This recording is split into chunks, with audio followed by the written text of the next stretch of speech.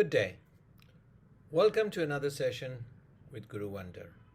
I'm your host, Gurvinder Singh.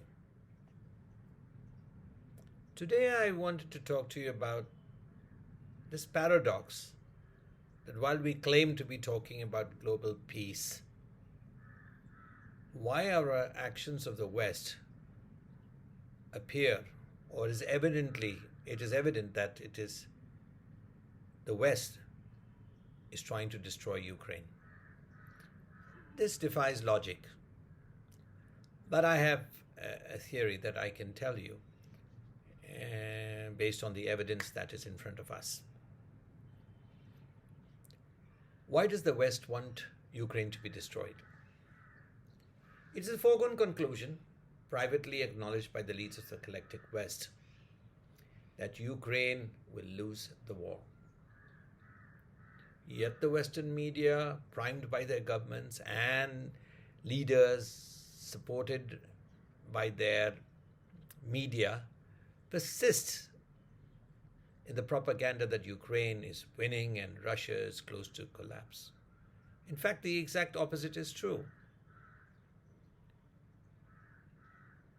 If we see, you will notice that these governments led by America, are also providing just about enough weapons to prolong the war while sabotaging all efforts at peace negotiations. In March of 2022, the two parties, Ukraine and Russia, were very close to a peaceful settlement, but it was sabotaged by the UK and the United States.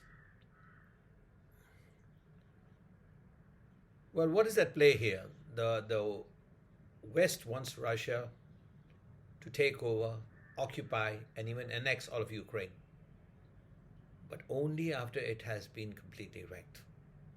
The logic is straightforward.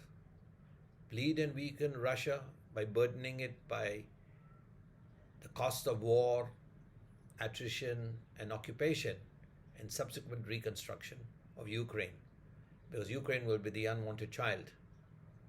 If taken over by Russia, it'll have to adopt it and spend all this money. The plans of the neocons in the collective West was to hit Russia with economic sanctions, isolate Russia from the rest of the world politically and economically, so no one would support it, whilst making Russia expend vast amounts, all its reserves, all its money, all its income, huge amount of funds on equipment and lives, so that it will impoverish Russia and thus destroy the Russian economy and society. But since the plan has boomeranged spectacularly, because the opposite has occurred. Russia has raked in record energy profits, become greatly more self-reliant, acquired valuable territory and manpower from Ukraine. The West needed to modify their strategy. The West now wants to prolong the war and make it as gruesome and as expensive as possible for Russia during and after the war. The thinking is that when Russia wins the war, it will be forced to occupy a devastated Ukraine. Russia will have to bear this huge economic burden for rebuilding Ukraine, which will cost an enormous amount, estimated at a minimum of US $500 billion. But there are certain fears that trouble the neocons in Washington.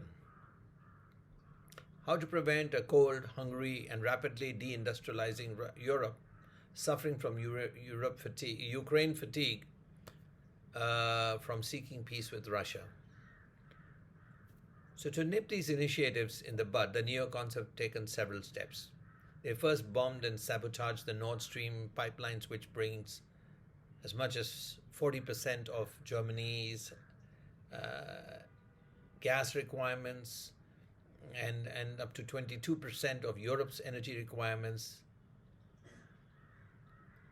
The supply of energy resources from Russia being Europe's most pressing need. If that was cut, peace without energy would be relatively of nominal value for the Europeans. It is strange that within 15 minutes of the 9/11 attack, The US government was able to identify that it was an attack carried out by the Taliban and Osama bin Laden was behind it. 4 months but 4 months after this blast of the Nord Stream, the governments of 4 European countries with assistance from America could not determine who was responsible for the blasts. Russia, the owner of the pipeline, was not even invited to join the investigations. In February 22, why I think it is America is that there is culpable evidence that Biden, when he was asked in February 2022, if Russia invaded Ukraine, what would be the fate of Nord Stream? And during the press briefing, President Biden said that Nord Stream pipelines would not exist. And by all accounts, the finger of guilt now points to America. This is not a small act of terror. It condemns millions of Europeans to freeze and starve within the next 24 months. Yet, the silence on this huge and devastating terrorist attack, the silence is deafening. Then in spite of that, when there was some kind of rapprochement appearing on the scene, another ugly incident takes place. And this also again under the guidance of the West. Ukrainian right-wing Nazi soldiers, which are a key part of the Ukrainian forces, shot Russian POWs in cold blood at point-blank range. And proudly broadcast them on all social media. This is against all conventions, the Geneva Convention and every known convention that all the civilized countries of the world have jointly agreed. So why was this done and broadcast so openly and proudly? This was designed to incense the Russian population that there is no chance that the Russian government entering into any peace discussions or negotiation with Ukraine. The Russian people are baying for blood.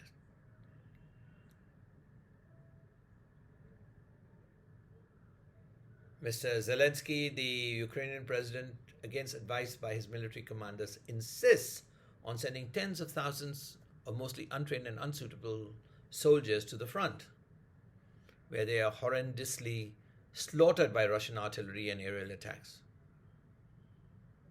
Currently, Ukraine is losing between 10 to 16 soldiers for the loss of every Russian soldier. And those Russian soldiers are not being shot or bombarded. They are mostly falling victim to mines that have been planted by Ukrainians. Such a lopsided battle. But still, they insist on sending their people.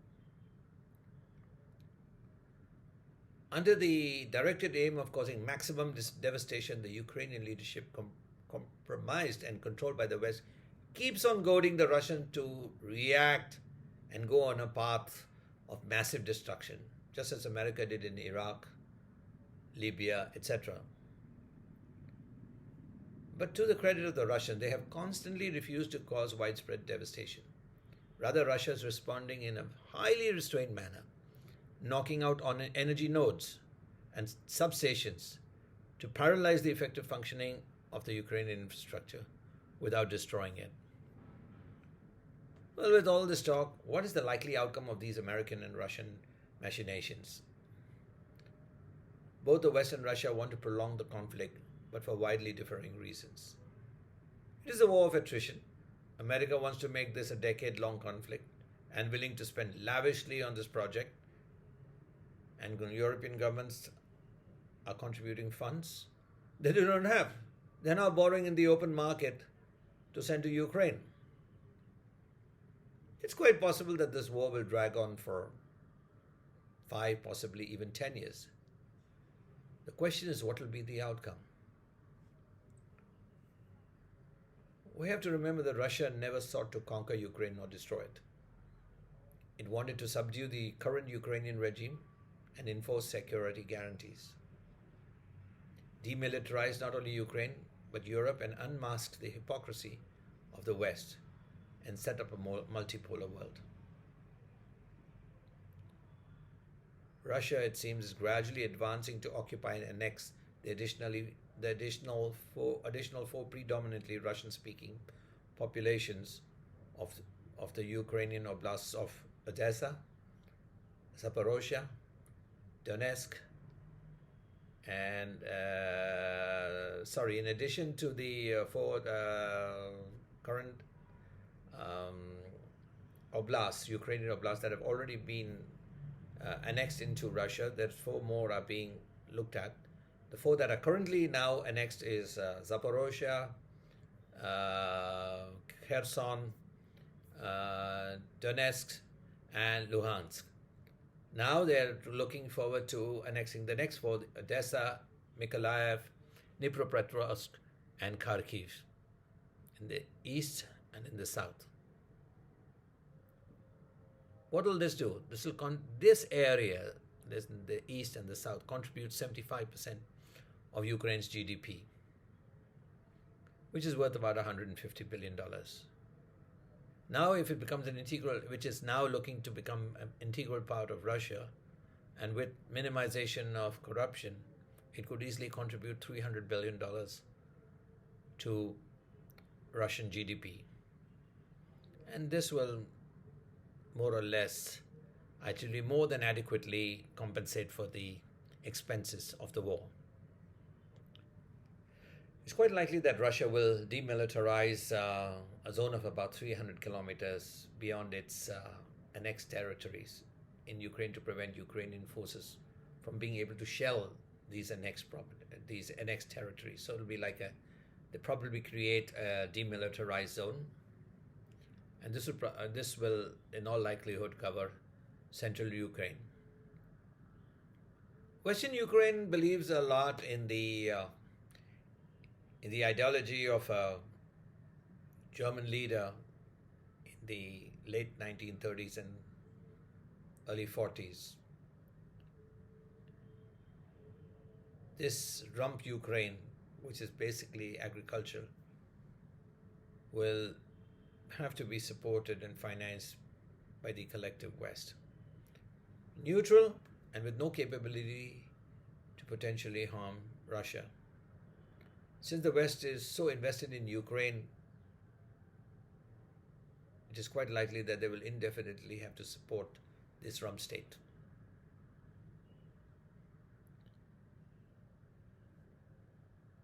Ukraine, with its 48 million population, pre-war population, is likely to lose more than 50%. Some of it being taken over by Russia, the others fleeing to Europe. What will be the impact? Deprived of its youth and talented men in large numbers, Ukraine, except for Kyiv, will be primarily an agricultural land with a small and most likely unsustainable GDP. Europe will be burdened by waves of refugees which could reach anywhere between 12 to 15 million people, which is unsustainable for Europe. Europe itself, which is becoming increasingly feeble, socially, economically, militarily, and politically, what are they going to do? Many European countries will be forced to break free from the stranglehold of the EU, leading to its disintegration, whilst NATO will shrink from 30 members into just 7 or 8 members, comprising USA, Canada, UK, the Baltic states, and a couple of other European states like Poland. This process will, of course, take time. And the way I see it, Europe will cease to be a force of consequence within a decade. What about America? With a self-contained economy, America will remain mostly insulated, except for an expenditure of about US $500 billion to $1 trillion over a decade for the Ukrainian conflict. These are funds that America can simply print. Unfortunately for America, the sanctions have given birth to alternate currencies and modes of payments. And this will severely challenge the dominance of the US dollar as the world's reserve currency of choice. The impact will be that America will not be able to export its inflation, and it'll start feeling the impact of all this currency, this $31 trillion that they have, this deficit, which is likely to go to 33 and keep on growing. But now it is likely to affect the US economy. What's happening? America was there on a pedestal. It was viewed with great respect and even fear. But as an outcome of this, politically America will suffer. It'll witness tremendous loss of goodwill and political power. Of course, it will remain the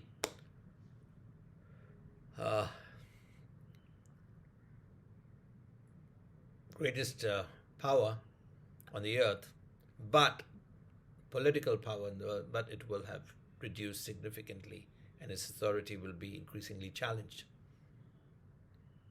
Russia, on the other hand, will go from strength to strength, politically and economically.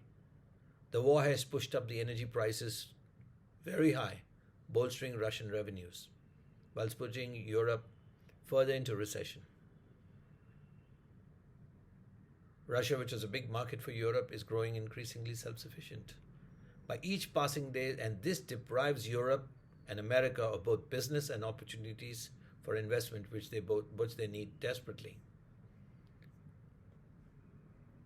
Let's look at another fact. The fastest growing regions in the world are Africa, Middle East, and Asia.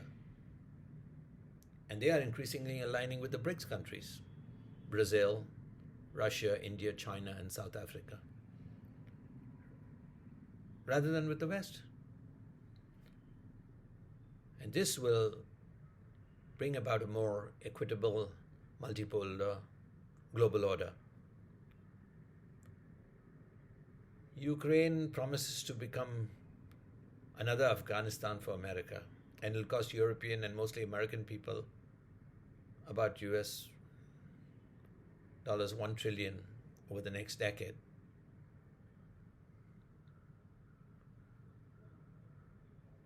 $1 trillion poorer, while the income and economy of Russia will continue to rise, and they will be $3 trillion richer. In addition to Europe not having adequate energy and food because of a drop in gas-based fertilizer production, we will witness significant regression economically, politically, and socially for Europe. This is a rare case of extreme insanity, where all parties will find peace undesirable. Peace is now a distant dream in Ukraine, and the vultures of war are growing vast in numbers, and it seems evil men, both as leaders and in corporations, have grown too fond of conflict and destruction. It's very sad, and only time will tell if sanity will return to the crown. I thank you for joining me and look forward to seeing you on my channel again. If you like this video, please subscribe, like, and share. Thank you and good day.